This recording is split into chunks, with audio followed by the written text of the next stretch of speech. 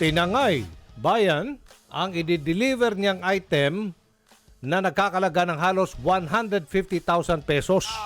Pinadeliver niya sa isang delivery app, Lalamove. Lalamove. Laman yan, mga vape na ibebenta sana ng pobreng biktima. Narito po ang report.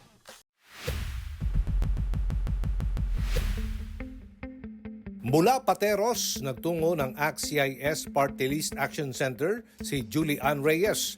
Ang kanyang inilapit, matulungan siyang mabawi ang parcel na itakbo ng isang rider ng online delivery app na Lalamove. April 30 nang nag-book si Julian para kunin sa Timog Avenue, Quezon City at i-deliver sa kanya sa Pateros ang higit 500 disposable vapes na ititinda niya sana. Nagkakalagayan ng 143,000 pesos. Pero lumipas na ang ilang oras, walang item na dumating sa kanya. Alas 11, alas 12, wala pong tumatawag sa akin. Walang nagko-confirm na baka nasiraan lang, kumain lang, nagpahinga lang kasi ang init din ng araw na yon. Kinutuban na ako. Nang itrack naman ni Julie Ann ang delivery sa app, nakita na nakarating na ito sa Muntinlupa at Las Piñas City at nilagpasan na ang inilagay niyang delivery address. Doon na siya nag-report sa customer service ng online delivery app. Natapos na lang ang buong araw ngunit walang Lalamove rider at items na nakarating sa kanila. Nang walang makuhang konkretong sagot mula sa Lalamove, inireport na agad nila ang insidente sa Kamuning Police Station. Yung order niyang vape shop from here sa area natin na dapat dadalhin ng delivery rider doon sa Pateros ay hindi umabot.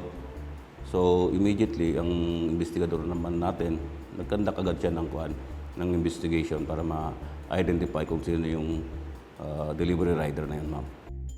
Sunod din niyang pinuntahan ang opisina ng Lalamove sa Parañaque City.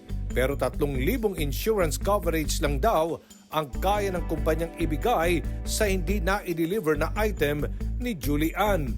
Maibibigay lang daw po nila as insurance is 3,000.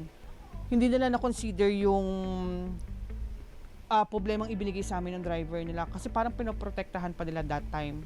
Nang binalikan ng punto asintado reload ang Lalamove, nangako silang makikipagtulungan para maresolba ang insidente. Tinaas na rin nila ng 50,000 pesos ang ibibigay na danyos kay Julie Ann pero hindi pa rin siya pumayag rito.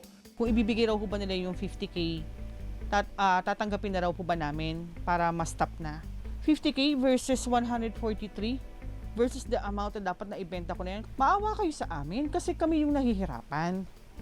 Hindi naman sana puro makadriver kayo. Sabi ko, paano rin naman yung consumer nyo?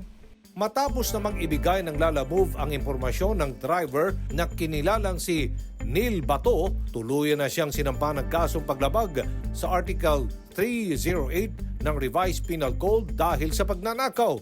Umasa naman si Julian na mababalik ang kanyang nakuhang parcel at mapaparusahan ang driver na tumangay nito. Ang sinasabi lang namin ho dito, sana kayo Lalamove, kinasuhan nyo yung tao nyo. Hindi yung kailangan pa lumapit, nagtumawag na pala yung pobreng tao. Sinabi yung driver ninyo, hindi na i-deliver yung produkto ko. O, pagkatapos sasabihin nyo na, primero tinatago pa na yung pangalan, tapos bibigyan 3,000 lang. 140 plus thousand, 3,000 ang ibabayad ninyo? My Dapat goodness. ibalik nyo yung halaga. Exactly. Tapos, sampan nyo ng kaso Sampan nyo ng yung kaso. rider nyo. Kaya nga, kasuhan nun ninyo. Danyos Hindi yung perwisyo yan. tira kayo ng tira, nakikipaghabulan kayo kasi wala na kayong kailangan nila ng maraming mga driver, mga Tama. delivery driver. Jesus Mario, kung gagaya naman yan, mga nakuha ninyo kawatan pala. Oh, yan ho, mahirap Kasalanan yan. nila yun. Kaya nga, dapat bayaran nyo dahil winalaho ng yung oras na yun na dinideliver niya, empleyado siya, Lalamove. Kaya meron wag niyo sabihin na, hindi, 3,000 lang. Kalukuhan yan. Meron yan eh. Meron yang mga jurisprudence sa Ay, nako. Kodigo Sibil. Pag Siyempre. may mga pagkakamali ang inyong mga empleyado, bayaran nyo kung ano yung Dapat ginawa niya lamang, kalokohan. Hindi po pwedeng hindi. Tsaka nyo siya kasuhan. Habulin nyo siya.